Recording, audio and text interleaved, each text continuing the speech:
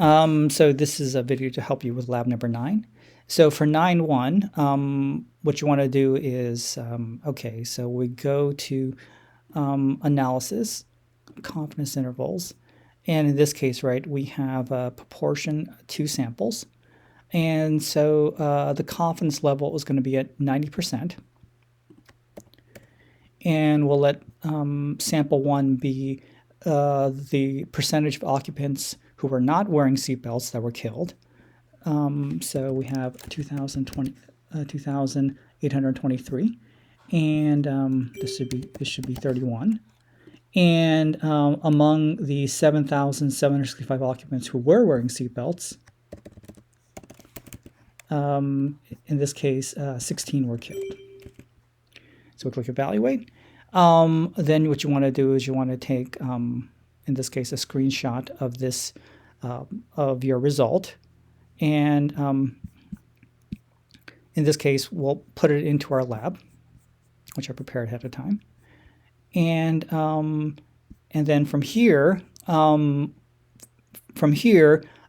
still need to answer the question about what does the result suggest about the effectiveness of seatbelts. Okay.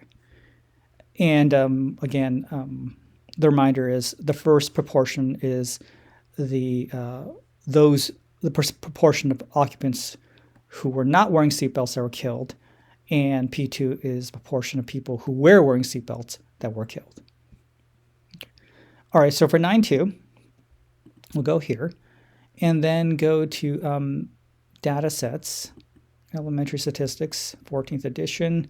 We'll look at fast food. And so now what you want to do is compare.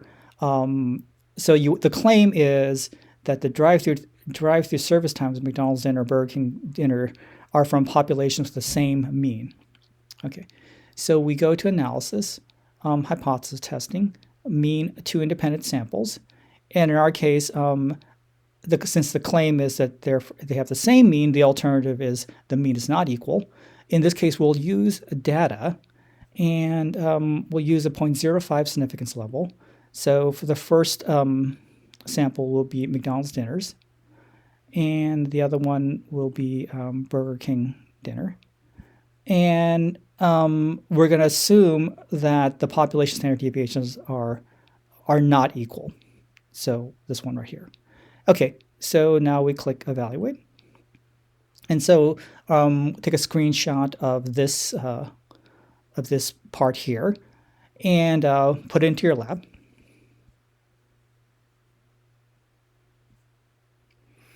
And then take the plot and also put that into your lab.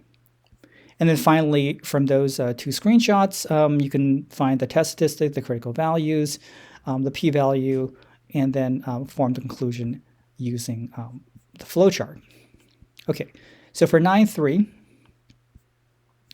we want to look at, is the blood pressure the same for both arms? So in this case, this is clearly a case of matched pairs. And you want to see if there's a difference between the measurements from the 2 arms.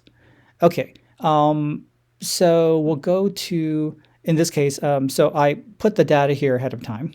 So in column 1, I put the readings from the right arm. So 102, 101, 94, 79, 79. And in column 2, I put the readings from the left arm, 175, 169, 182, 146, and 144.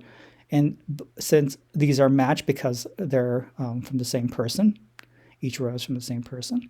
And so then we go to hypothesis testing, mean matched 1 samples. And again, the alternative will be is if the difference is not equal to 0. And then our significance level is 0.05. So column 1 and then column 2, click evaluate, and we get this. So you want to take this screenshot here and put it into your lab,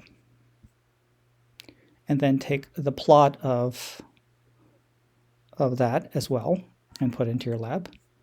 And from both of those, you can answer the questions about the test statistic, the critical values, the p-value, and then finally the conclusion. Okay.